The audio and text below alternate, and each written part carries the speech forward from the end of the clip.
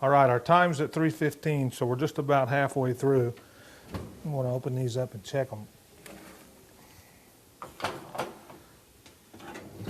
They're smelling good by now, so I don't need to open them up all the way and let all the steam out.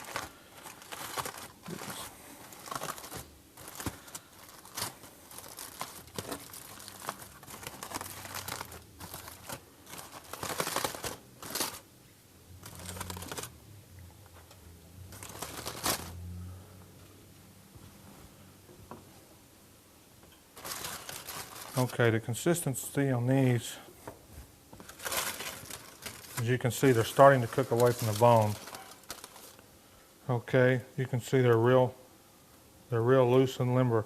So they're just about done. They're doing okay. We'll wrap these back up.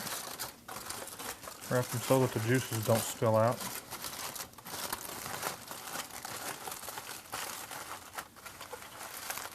Make sure to curve the end up so the juice doesn't spill out. We'll place these back in the oven for the remainder 3 hours and 14 minutes.